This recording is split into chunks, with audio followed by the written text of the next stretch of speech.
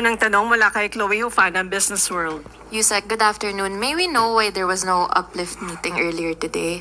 Magkakaroon po ng meeting every 2 weeks. So, ang susunod po na meeting ng Uplift ay May 19.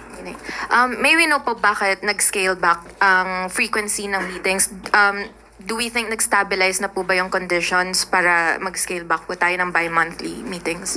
Nakikita po kasi ng Pangulo na kahit hindi mag-meeting every week ngayon, ay nakikita po na tuloy-tuloy pa rin po ang pagtatrabaho ng ating mga cabinet secretaries at ang ibang ahensya patungkol po dito para maibsan ang epekto ng krisis sa Middle East. So, tuloy-tuloy pa rin po. Kahit hindi po nag-meeting na every week, tuloy-tuloy pa rin po ang pagtatrabaho. Thank you po. Sunod na tanong mula kay Ivy Reyes, Bilyonaryo. Hi, Yusek. Good morning po. We understand Malacanang wants to keep out of what's happening in the Senate as per your statement yesterday. But there being 3 senators since 2025, does Malacanang see it as something concerning, especially since all changes in leadership happen at the same time as the Vice President's impeachment? Well, everything that happens in the Senate is within their power. It is within the authority to decide on all matters within the Senate. So, hindi po panghimasukan ng Pangulo yung anuman po ang magiging desisyon ng Senado. But Yusek, why did the warrant of arrest for Sen. Bato de la Rosa reach former Senator Trillanes first? Bakit po hindi na course through the government first po? Ang sabi po ng NBI ay nabigyan po sila ng kopya. Dahil po sa ating pagkakaalam ay hindi ko naman po masasagot kung ano po ang personal knowledge ni dating Senador Trillanes. So kung nagkaroon po siya ng kopya, maaari po dahil siya ay parte ng nagsasagawa ng pag-file ng kaso noon. Pero I cannot speak for the Senator. Ma'am, can we get your expert opinion as a lawyer po? Kasi marami pong talks and opinions saying pwede pong arestuhin si Senator Bato de la Rosa at inside the Senate because the Senate's custodial power doesn't supersede the warrant unless the SC intervenes. Ano po ang opinion niyo dito? Not as a palace press officer, as a lawyer. Okay, meron po kasi tayong batas na RA 9851 at ito naman po ay pinatototohanan din ng DOJ na meron po tayong dalawang choices, it's either surrender or extradition. Ang Supreme Court po ay nagpalabas ng Supreme Court circular regarding extradition, but it refers only to a requesting state and we can say that ICC is not a state. So hindi po siya applicable na pag-usapan. So, sa ngayon po, ang umiiral po sa atin at ipinapatupad po ay ang RA 9851. Sunod na tanong mula kay Christian Yasores, DZMM. Ma'am, may we know lang din po if the palace received a copy of the warrant of arrest of the ICC and ano po ang reaction ni Pangulo nung lumabas po yung balitang yan? Meron po ba siya mga orders about the arrest warrant? Hindi po namin maibibigay kung ano man po ang konkreto na pahayag patungkol po sa warrant of arrest. Hayaan po natin ang mga law enforcement agencies po natin at ang mga ibang ahensya na nakakapaloob dito ang siya pong magsalita patungkol po dito. But how will the government implement or enforce that arrest warrant, ma'am? Paano po i-enforce ng mga law enforcement agencies when one, hindi na member ng ICC ang Pilipinas, and second, the Senate has declared protective custody over Senator De La Rosa? Okay, again, sasabihin ko po, ano ba ang umiiral na batas sa atin? Hindi po tayo miyembro ng ICC. Ang umiiral po na batas sa atin ay ang RA 9851. At yun po ang ipapatupad sa anumang pagkakataon dahil ito naman pong RA 9851 ay nagamit na rin po ng Supreme Court sa ibang mga kaso. So, ano po yung next question? May pangalawa po. About naman po doon sa declaration ng Senado na merong protective custody over Senator De La Rosa kasi may concerns, ma'am, na dahil may ganung posisyon ang Senado, baka raw po mahirapan yung law enforcement agencies to enforce or i-arrest si Senator De La Rosa.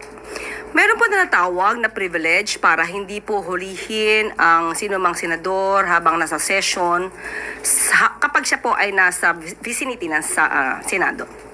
But alam po natin na ito ay may limitasyon. Kapag ka po ang isang krimen na nagawa ay may penalty na more than 6 years, hindi po mag-a-apply itong pribilehyo na ito. Sunod na tanong mula kay Tristan Nadalo, Newswatch Plus. Ay, good morning po, Yusek Claire.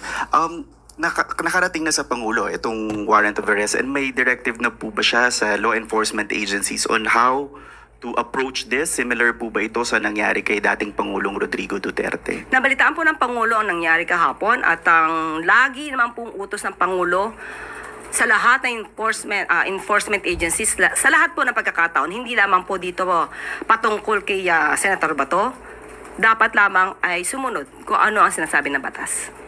Si former Senator Antonio Trillanes, sabi niya po kung magmamatigas po ang Senado sa pag-surrender kay Senator De La Rosa, it could lead to a constitutional crisis, with some legal experts now saying na hindi po pwedeng gamitin ang Senado bilang sanctuary to cuddle someone who's facing, let's say, a case or crimes against humanity charges before an international tribunal. Siguro po, anong view po natin sa ganitong ginagawa ng ibang mga mambabatas? Again, who said that it will cause a constitutional crisis? Who Si said that? former Senator Trillanes Okay. din po. So, yung ginagawa po ng ganitong mga lawmaker using the Senate as a sanctuary, ano po ang magiging perception dito ng tao? Well, ayaw natin pangunahan ng mga senador, but dapat alam nila kung ano yung batas kasi mambabatas sila. So, alam nila kung ano limitasyon nila, ano lang yung kanilang authority, ano lang yung power nila, but they should not go beyond the law. Sunod na tanong mula kay Marisol Lalili, TV5. Good morning, Yusek. Yusek, Senator Bato asks the President to protect him as a Filipino citizen. Ang sabi niya, sana isipin niya na siya ay Pilipino. President siya ng sambayan ng Pinoy. Sana alagaan niya lahat ng Pinoy. Iyan ang pakiusap ko sa kanya. Your response po. Maski naman po yung mga EJK victims ay humihingi rin po ng proteksyon sa gobyerno. So, ang akusadong katulad ni Senator Bato ay humingi ng proteksyon. Lahat naman po ay bibigyan ng proteksyon na naaayon sa batas. Ano po ba yung protection na pwedeng ibigay ng Pangulo kay Senator Bato if there is? Kapag kung naaresto man po siya, kung maaresto man po siya, lahat ng karapatan bilang isang akusado ay ibibigay po sa kanya. And what do you think about the timing nung appearance po ni Senator Bato? He appeared yesterday before the Senate after more or less 6 months. And tiyempo siya doon sa impeachment sa Congress and doon sa change sa Senate leadership. What do you think about that, Yusek? Hindi po ako makakapagbigay ng opinion patungkol po diyan dahil wala po tayong komunikasyon nung pumunta diyan si Senator Trillanes. So kung na-timingan po ito, wala po tayong personal na kaalaman. But the fact that he appeared before the Senate, you think it's a positive development? That Senator Bato appeared, I hope he will appear every time he should be asked to work and to perform his duties. Thank you, Yusek. Follow-up question mula kay Ivan Mayrina, GMA7. Ma'am, related po sa question on Senator Bato's plea to the President that the President protect him or every Filipino citizen for that matter. Nakapremise po yung pakiusap niyang protektahan siya sa posibilidad, and I quote, mag-isip-isip rin siya, referring to the President, na baka darating rin ang araw na ikaw rin, sir, ay malagay sa sitwasyon ko, malagay sa sitwasyon ni Pangulong Duterte. Ano ho ang komento ng palasyo dito? Is this a scenario that the President even thinks is possible when he steps down? Same situation and scenario as compared with the former President Duterte and Senator Bato, Being charged and arrested for a crime. and to be delivered to ICC? And to be surrendered to ICC? Perhaps hindi ho sa ICC, but being charged and arrested for something, for an offense. Sana tinanong niyo muna kung anong kaso. Kasi kung pag-uusapan natin kung madadala siya sa dahig, that's definitely impossible. Kasi ang Pangulo ay hindi nag-commit ng EJK. Ma'am, ito naman pong nababanggit nyo kanina na RA 9851. 9851. Okay. Ano ho ang official position ng pamahalaan ng Pilipinas tungkol dito sa ICC arrest? Of course, you said we do not recognize the jurisdiction of the ICC because we are no longer a member. But the fact na may arrest warrant po at ini-implement ngayon, ano ho official position ng gobyerno? Ang nagsampa po kasi ng kaso sa ICC ay kapwa natin Pilipino. At mayroon din po tayong obligasyon sa Interpol, mayroon din po tayong obligasyon na ang lahat ng dapat na managot ay managot. Dahil dapat din po natin proteksyonan yung mga di umano na nabiktima ng EJK. At ayon sa RA 9851 at maliwanag to sa Section 17, na kung meron na pong nakapagsimula na state or international tribunal patungkol sa pag-iimbestiga, ay pwede nating i-defer. Pwede nating i-waive yung ating karapatan at ibigay na sa international court ang pagpapaimbestiga. At yun lamang din po ang sinusunod ng RA natin dito sa RA 9851. Ang huli po, sabi nyo ang mga senador, mga mambabatas sila at sana alam nila ang gagawin nila na naayon sa batas. At what point will the executive intervene? Pag nakikita po natin halimbawa na dapat i-implement ang warrant and the Senate is becoming yung kanlungan, ika nga sa tanong kanina, ng isang fugitive. Depende po. Ayaw ko pong ilagay muna sa sitwasyon ng gobyerno sa maaaring ganitong kaguluhan. Dahil lahat tayo dito, ang mga mambabatas, ang executive department, alam po natin ang mandato at alam po natin ang limitasyon. So wala dapat na mang-aabuso ng kanilang kapangyarihan. Sunod na tanong mula kay Rafi Ayeng, Daily Tribune. Good afternoon, ma'am. Ma'am, doon sa recent rukos nga with sa Legislative Department, ano na lang po ang panawagan ng palasyo sa mga sambayan ng Pilipino, lalo na sa mga Duterte at Senator Bato supporters na sumugod pa sa Senado at ipakita ang kanilang galit sa gobyerno? At handa po ba ang palasyo sa mga kaguluhang ito? Galit.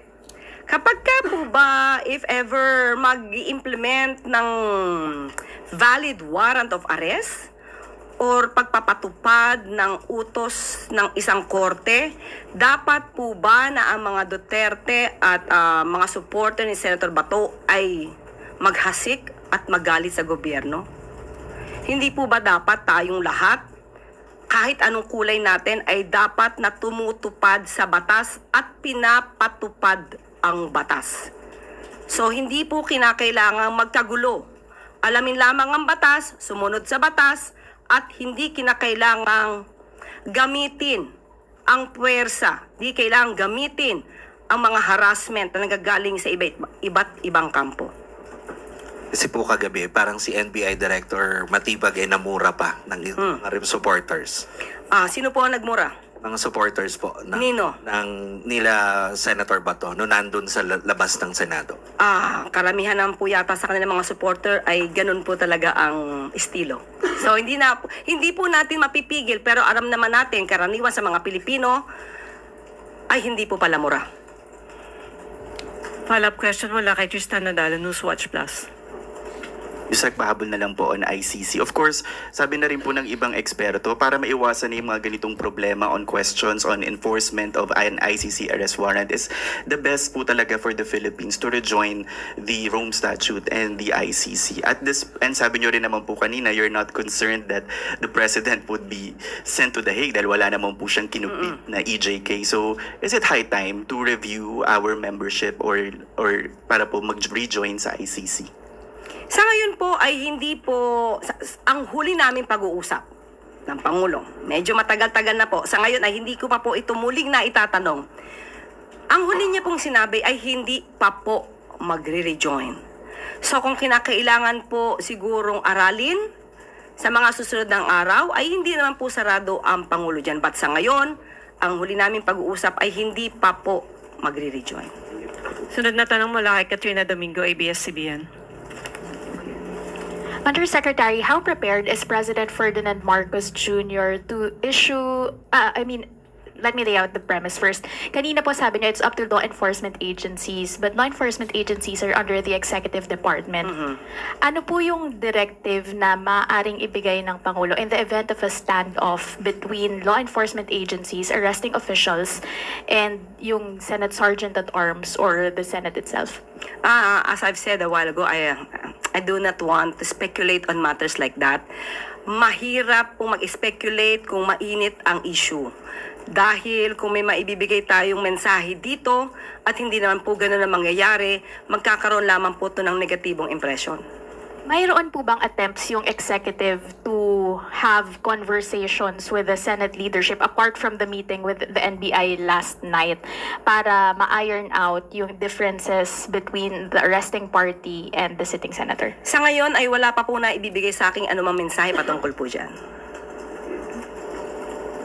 Sunod na tanong mula kay Tina Maradit ng Manila Times.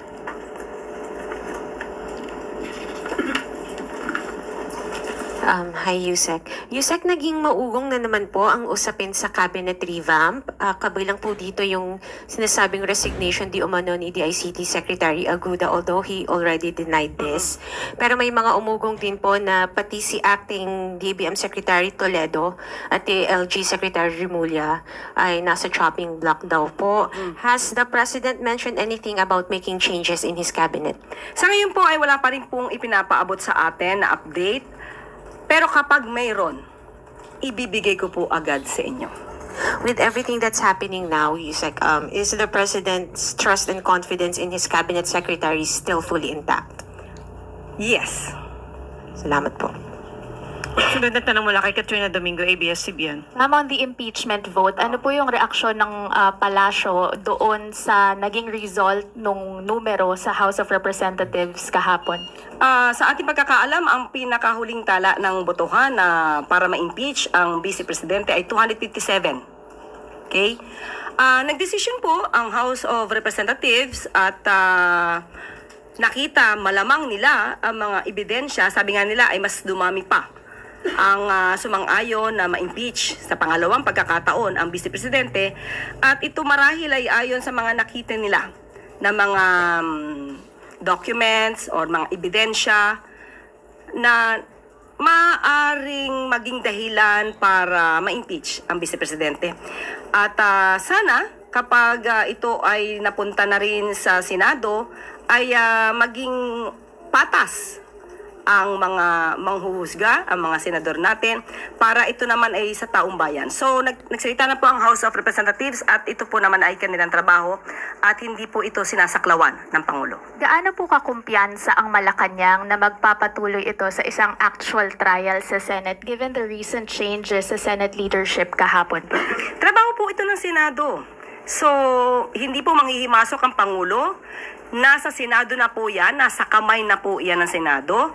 At kung ano man po ang gagawin nila dyan, kung ito po ay papabor para sa taong bayan o papabor lang sa iisang tao, bahala na po ang taong bayan na humusga para sa kanila. Ma'am, on the cabinet changes, ngayon po pumapatak, exactly 1 year ago yung election. So ngayon po maglalaps yung 1-year ban on those who ran in the 2025 midterm election. Sino-sino pong mga kumandidato yung itatalaga ng Pangulo sa kanyang gabinete or other agencies? Siguro kapag meron na po akong listahan, ibibigay ko po agad sa inyo. Ayokong pangunahan ng ating Pangulo. Pero kasama po ba si dating Interior Secretary Ben-Hur Abalos? Hindi ko po masasabi sa ngayon. So, mga kailan po? Pero at least, ma'am, can you at least confirm if talks are already underway and at least ilan yung tinitignan nating mga dating kumandidato na hindi pinalad na maaring i-appoint? Kaya love kita Kate. Wala pa. Ibibigay ko yung update sa inyo. Sunod na tanong mula kay Ace Romero, Philippine Star. Yusek, just to clarify, sabi niyo bahala na po yung Senado tungkol dun sa impeachment since na-impeach na si VP Sara dun sa House. But for the record, the palace is for the holding of a trial given na may mga rumors nga na baka nga hindi mag-hold ng trial given the leadership change. So the palace is for the holding of the trial. Ayokong sabihin na the palace is for the holding of the trial. Ganito po ang gagawin natin. Alam po natin, since the time na nagpaumpisa ang Pangulong magpaimbestiga sa flood control mess, ang sabi niya, managot ang lahat na managot. So, hindi naman po pwede maging exemption, no? Or ma-exempt itong impeachment trial. Dahil kung may dapat na mapanagot, ay dapat na managot. So, pangkalahatan po, sa lahat na maaaring may akusasyon, so dapat lamang po na magkaroon ng pagdinig, malaman kung anong katotohanan, hindi para husgahan agad ang sinuman.